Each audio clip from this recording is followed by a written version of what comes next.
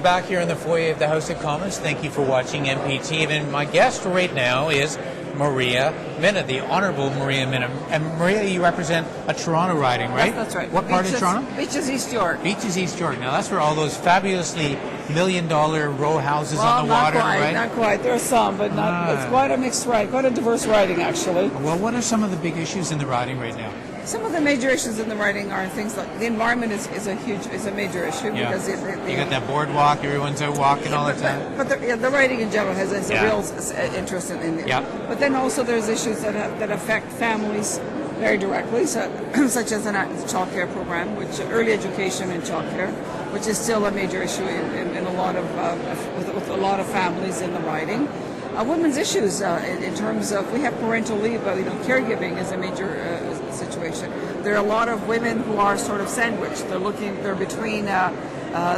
after family at the same time that they're missing out at work, and their pension is suffering, and so there's a lot of issues here for that generation. Well, let me just drill down a little bit here, because this whole issue of childcare seems to really differentiate Liberals and Conservatives quite a bit. Now, the Conservatives say, "Hey, what's the problem? We're sending all you guys $100 a kid every month. Aren't you people happy?" I mean, what do your constituents want they're not getting? Well, except that first of all, the $100 a month is worth only $48 to $60. Yeah. Secondly, it doesn't create spaces. There are no spaces to be had, so you can't buy childcare with $48 or $50 or $60, even if you had the $100.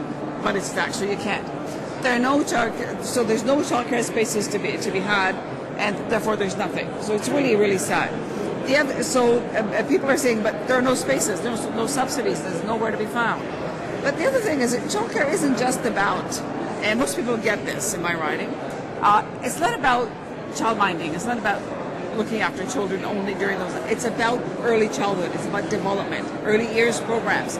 Some of the most successful programs in my writing right now are the early years program.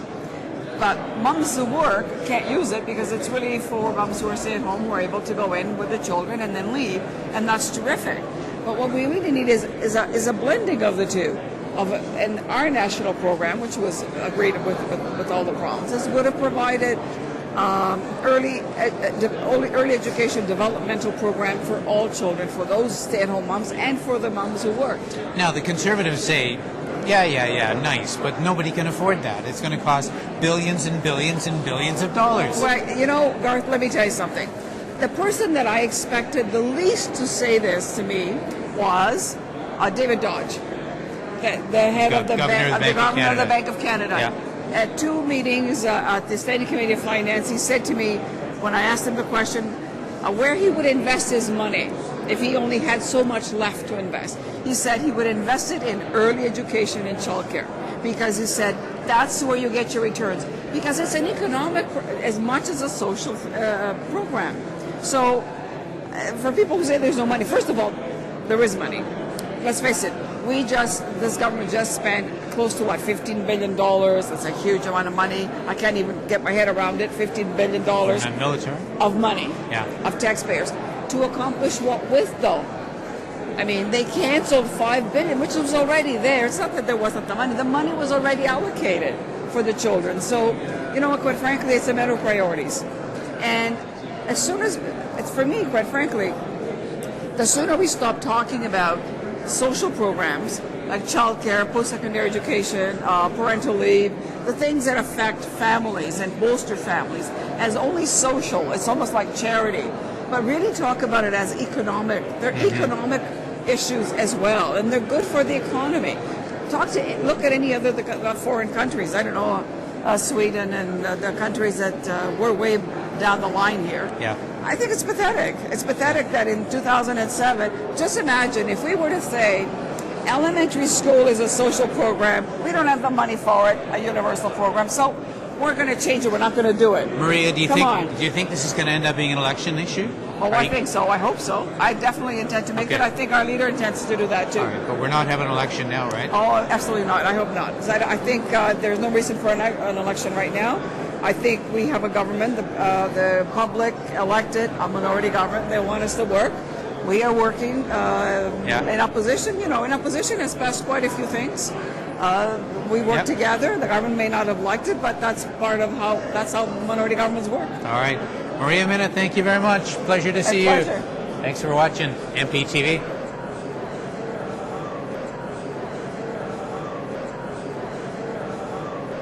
The Standing Committee on the Status of Women has referred back to the government the pay equity report, asking for the government to introduce legislation. The government has refused to say that, to do that, stating that the current structure works. Imagine if you had to wait, as women do, and if, I'm talking to the men, who I think a lot of them are supporters of ours. If you had to wait 25 years and still not get an answer after 25 years of litigation to get your rights. That's the current system. It doesn't work. It's broken. It never worked. It doesn't have any proactive. It's up to the women. And when you think of the hundreds of millions of dollars, and I've heard some figures this morning from our colleagues, up to $300 million, that is spent to pay lawyers to fight the women in order not to give them what is due them. Can you imagine how horrible that is? That we would rather spend hundreds of millions of dollars on lawyers to deny the basic human rights that women have in this country. I think that is really not Canada. That's not what this country is about. We as a country made a commitment to eliminate all forms of discrimination against women. There are many. But this is one of the most pernicious ones because it goes to the core. The Standing Committee is right now studying the economic security of women. How can we address economic security of women if we don't even have a system in place to ensure that they can receive proper remuneration for the work that they do, so that they can, in fact, look after their children, look after their families, and hopefully have a decent pension when they retire. So this is about poverty, it's about human rights, it's about just basic human justice, it's a basic decency, really, and fairness. And Canadians are fair and decent people. Mr. Dion, the leader of the Liberal Party, the women in the Liberal Women's Caucus have written a report. My colleagues in caucus, we are saying it is time and it's got to be done now.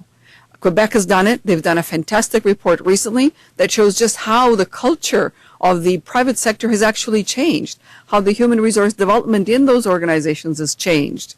Ontario will be celebrating its 20th year, I think, next year, of pay equity.